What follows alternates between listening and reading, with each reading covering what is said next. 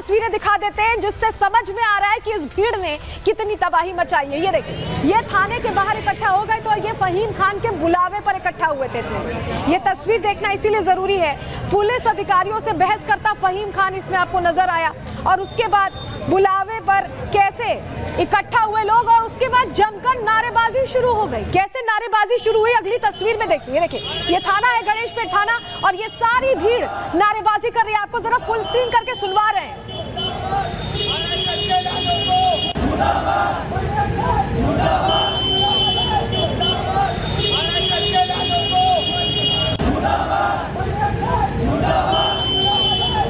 बजरंग दल मुर्दाबाद की तो बस शुरुआत थी, इस तरह के नारों की तो बस शुरुआत थी। उसके बाद भड़काऊ नारेबाजी शुरू हो गई। यहाँ पर जो भीड़ थी वो एक तरह से भड़काऊ नारेबाजी करने लगी। सुनिए जरा।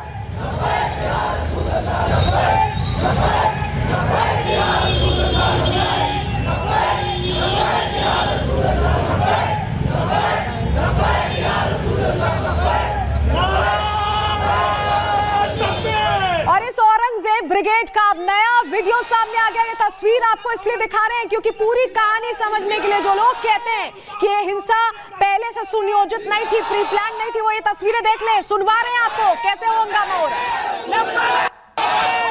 औरंगजेब आलमगीर, हज़रत औरंगजेब आलमगीर रहमतुल्लाह अलैह, सुल्तान औरंगजेब रहमतुल्लाह अलैह, लब्बैक लब्बैक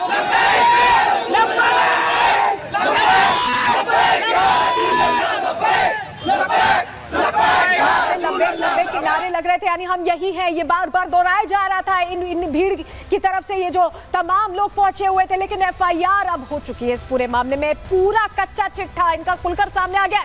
जानकारी जल्दी से आपको देते हैं। उपद्रवियों ने घातक हथियारों हवा में लहराए दबदबा दिखाने के लिए कुल्हाड़ी, पत्थर, लाठियों से डर पैदा करने की कोशिश की गई। धार्मिक दुश्मनी बढ़ाने के इरादा से यहाँ हिंसा करने की तैयारी थी। जान से मारने के इरादे से पुलिस पर अटैक किया गया, पुलिस पर हमला किया गया। भालतापुर चौक इलाके में पुलिस पर पथराव की भी तस्वीरें सामने आई थी और पुलिस कर्मियों पर पेट्रोल बम जो पहले से तैयार थे वो फेंके गए।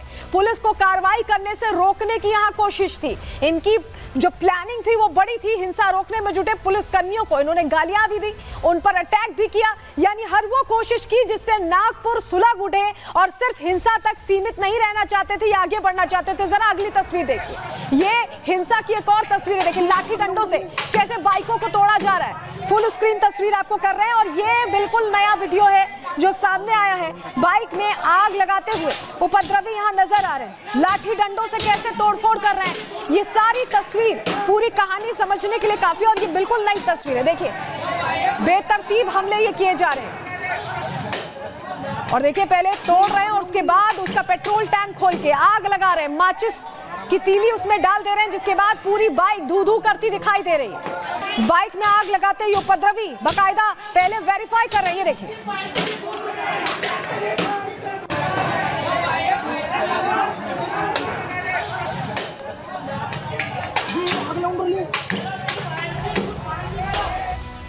मार्च को जो घटना हुई थी उसमें डीसीपी पर कुल्हाड़ी से हमला किया गया था। निकेतन कदम, उनसे हमने बात की, उन्होंने सब कुछ सामने से देखा है। उन्होंने क्या बताया, सुनिए। में शस्त्र है, लाठी और पत्थर तो थी, लेकिन उसके साथ पेट्रोल की बॉटल्स भी हमें देखने को मिल रही थी। तो हमारी एक टीम थी, वो इनको जब डिस्पर्स कर रहे थे, वो एक घर में 2 लोग घुस गए, तो वहाँ पे हमारी टीम सर्च के लिए गई। तो टीम बाहर आ नहीं रही थी, तो मैं चेक करने के लिए अंदर गया। जब देखा मैंने तो वहाँ पे थोड़ा सर्च वगैरह चल रहा था और जैसे मैं बाहर आया तो एक दूसरी गली से 100 के करीब मॉब वहाँ पे पहुँच गया और वो सीधा वो घर ही टारगेट करने वाले थे। आगे जाके इनको रोका तो जिनके पास लाठी पत्थर थे वो थोड़े पीछे चले गए, लेकिन एक के पास कुल्हाड़ी थी, उसने वो कुल्हाड़ी का वार किया। मतलब जैसा वार किया था उसने मेरे सर को ही टारगेट किया था। तो मैंने डिफेंड करने के लिए हाथ आगे किया तो हाथ पे एक घाव लगा है, ये डीप वुंड है।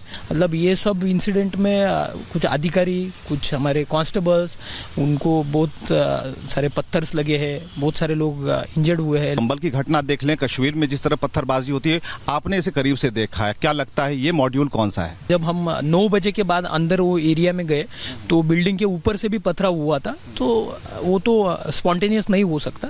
इट वाज प्राइमरी ऐसे दिख रहा है कि कुछ तो प्री प्लान किया रहेगा। इन्वेस्टिगेशन का हिस्सा ये भी रहेगा कि ये कैसे प्री प्लान था, वो सोशल मीडिया के कुछ ग्रुप्स है और कुछ हम सीडीआर एनालिसिस भी करेंगे। तो इन दंगाइयों का नेता फहीम अब पकड़ा जा चुका है और उससे पूछताछ की जा रही है। और कौन शामिल था, क्या कोई सियासी कनेक्शन भी इस घटना का रहा है? वहीं एक और खुलासा हैरान करने वाला हुआ है कि फहीम ने नाबालिगों को भी हिंसा की इस वारदात में शामिल किया है। रिपोर्ट आपको दिखा रहे हैं।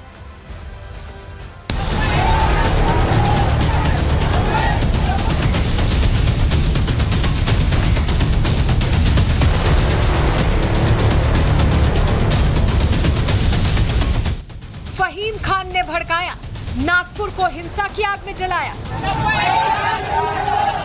नागपुर का जिहादी लीडर, नारेबाजी के बाद उपद्रवी हुए निडर। फहीम निकला दंगाइयों का नेता, यही है हिंसा का साजिश करता। 17 मार्च को नागपुर हिंसा की आग में जल उठा। तस्वीरें दिखी धार्मिक सद्भाव बिगाड़ने की, तस्वीरें दिखी हिंदुओं को टारगेट करने की, तस्वीरें दिखी सनातनी निशानों को चोट पहुंचाने की, तस्वीरें दिखी घरों और गाड़ियों में तोड़फोड़ करने की, तस्वीरें दिखी हालात सुधारने की कोशिश में जुटी पुलिस पर पथराव की, धारदार हथियार से हमले की।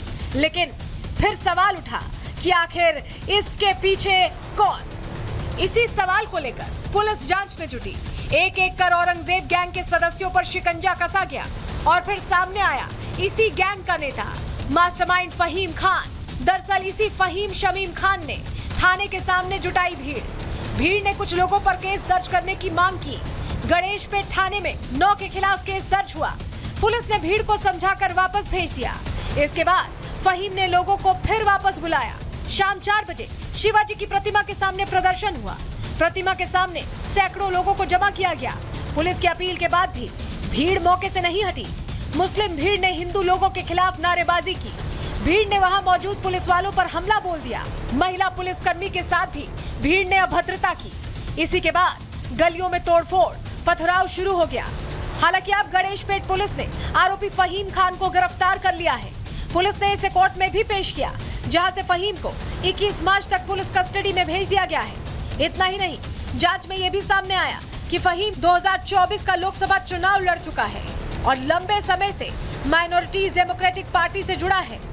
जिसके बाद सवाल उठता है कि क्या इस हिंसा के पीछे कोई सियासी कनेक्शन भी है? हालांकि दावा किया जा रहा है कि यह हिंसा प्री प्लान थी, लेकिन अब पुलिस प्रशासन दोषियों के खिलाफ कड़ी कार्रवाई करेगी। जिन्होंने किया उनको नहीं छोड़ा जाए। कि पुलिस कर्मचारियों के ऊपर अगर ऐसे हाथ उठाना या फिर महिला पुलिस कर्मचारियों के ऊपर अगर ऐसे कदम करने की हिम्मत किसी की होती है तो कायदा का धाक क्या होता है ये हम लोग बिल्कुल दिखाएंगे। और जो भी सीसीटीवी सर्वेलेंस है, जो ऑलरेडी हम लोग नागपुर के जब ये इंसिडेंट हुआ तभी के सब रिकॉर्डिंग सब ले चुके हैं।